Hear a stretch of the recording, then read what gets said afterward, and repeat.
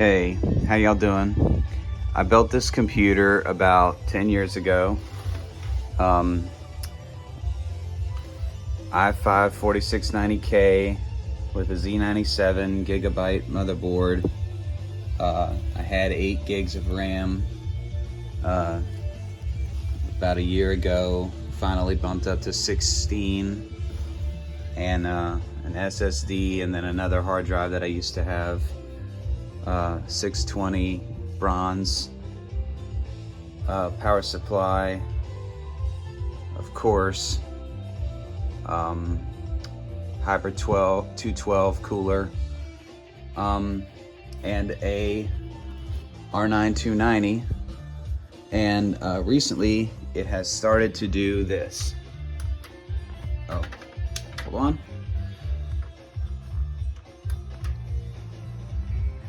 It won't post. It just does this where it will spin. And then, that doesn't usually happen. And so anyway, after spinning for a while like this, it will post. Eventually. And then I've been getting a lot of graphics card or graphics blue screens.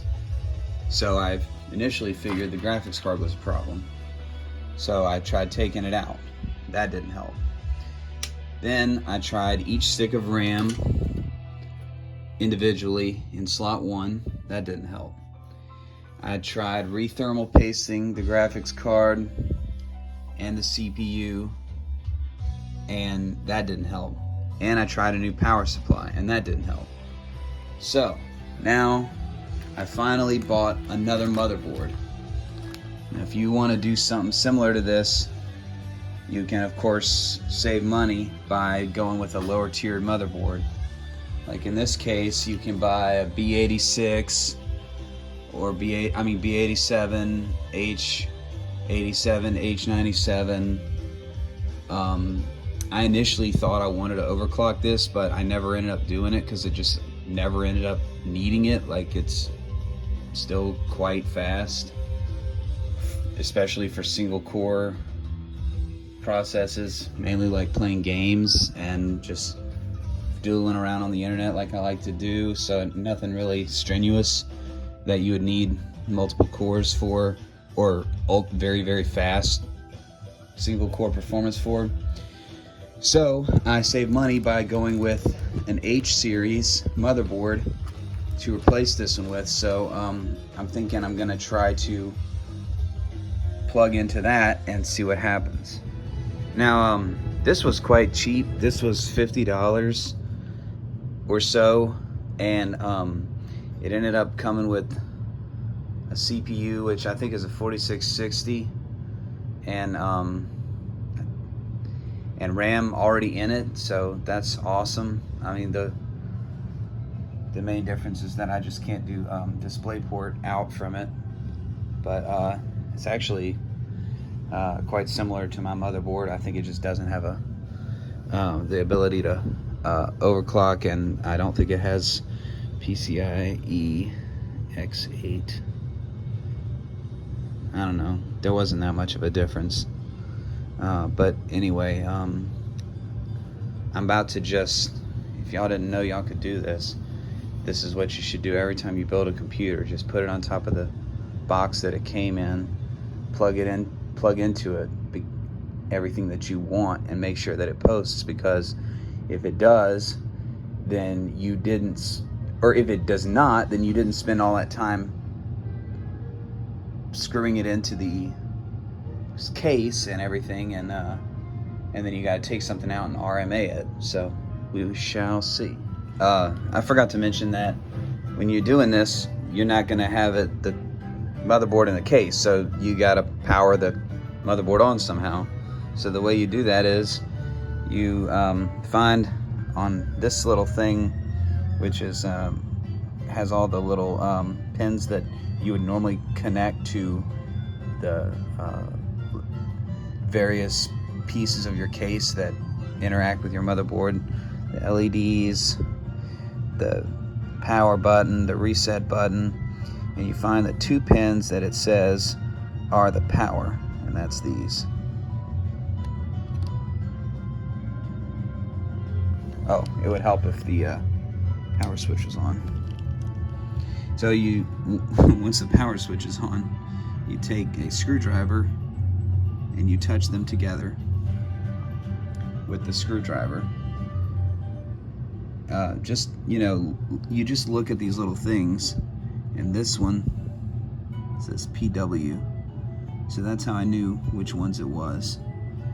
And already I can see that the motherboard has not done that power off, power on, power off, power on thing that it was doing with my old motherboard and CPU. But what I don't know yet is, well, first of all, I don't know whether the problem is the CPU or the motherboard, because I never tested them independently of each other. And second of all, I don't know whether or not this motherboard actually posted, because I never heard a beep. And so I'm going to figure all that out now. Now I'm just going through the process of unscrewing all my motherboard standoffs. These are, I don't think it says what size screw these are. Oh wait, yeah, it does, hold on. I'll tell you what size screw they are.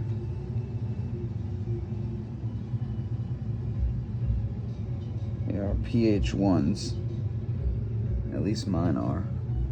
So I'm just gonna unscrew each one of these, and then I'm gonna unplug all these things that are plugged into the motherboard, and then I'll take it out and test each part individually until I figure out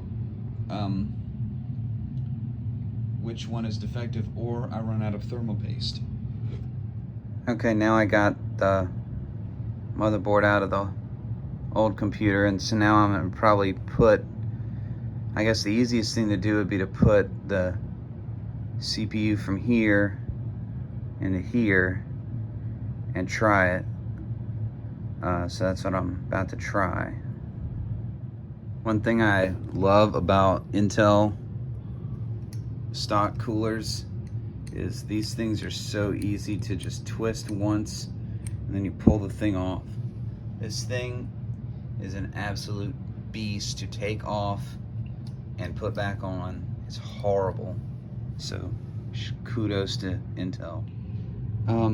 You can really only put these in one way, but you want to be careful when you do it, because if you put this in the wrong way, it will move.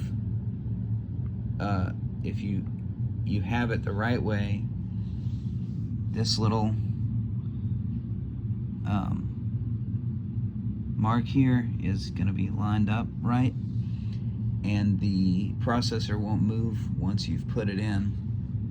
But you want to be super careful, because these little pins on the bottom and these pins here, the land grid array as it's called, well, for Intel anyway, AMD has something different.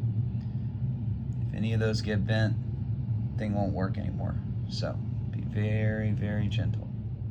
While you're doing this, if you want to move the RAM from one computer to the other, just do it now, because once you put the graphics card in, the things to release the RAM, it's really hard to move them. So just do it while you got the graphics card out. One thing that's important about putting RAM in is make sure that it's all the same speed.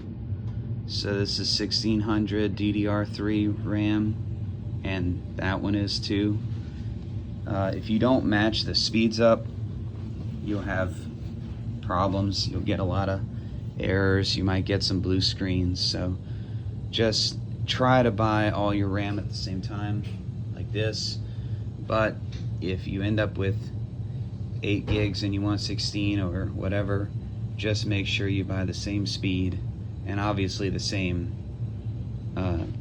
DDR type, because you're gonna be sad if you didn't. One note I wanted to make: the RAM, when you are pushing it down, you may want to be timid if it's the first time you've ever done something like this, but if you're timid, you'll see it's not moving. So if you press a little harder, it will go in, and these little clips here will snap into place. And just make sure that you really push, and that you make sure they are all the way, they came all the way back up, because if not, your computer won't boot up and you'll be like, what the heck? Okay, so I got the new motherboard with the old CPU, new thermal paste. I had just put that thermal paste on, so I didn't feel the need to reapply it, especially because I barely have any left. But you want to clean that off. Like when I put, if this isn't the problem, the motherboard isn't the problem. When I clean that I'm gonna clean that CPU off with alcohol, rubbing alcohol. Like, I have 90%, but you should get 95%, and clean all that off, put new thermal paste on, and then try that CPU in that motherboard. But so we're gonna try this. I'm just gonna plug all this into it now. All right, with all the old CPU, graphics card, and RAM in the new motherboard, it powered right on. But now I'm gonna test the new CPU and the old motherboard with the new RAM. Now let's see what happens there. And I'll probably put the graphics card on there too, because I'm not sure if that one has onboard graphics or not. All right, now look at this. The old motherboard with the new CPU. Familiar problem. It's turning off and on. I think we finally found the culprit. It was the motherboard after all. I didn't think it could be the CPU, because I always got good temperatures out of it, so I just figured it could not be that. And here we are. Alright, well, at least it was the least consequential part, because I never overclocked, so it's not going to matter whether I change motherboards. Awesome. I don't know if I may need to say this, but these little holes here, these are for your motherboard standoffs, and you may have to change them around because your motherboard might be a different size. A lot of mine were the right size, but some of them were different, so I had to switch a few of them. But it's not hard. You need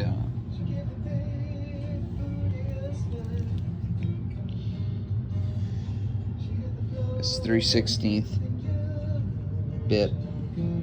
It's very small.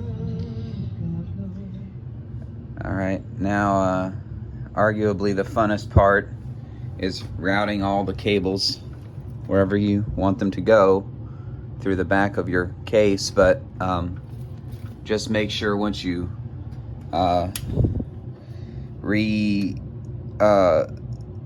once you put all the standoffs in, or put some of the standoffs in, put your graphics card in, and try to power it on, and see if it comes on your monitor, and which I just did. So now I'll be screwing the rest of the standoffs in and routing the rest of the cables.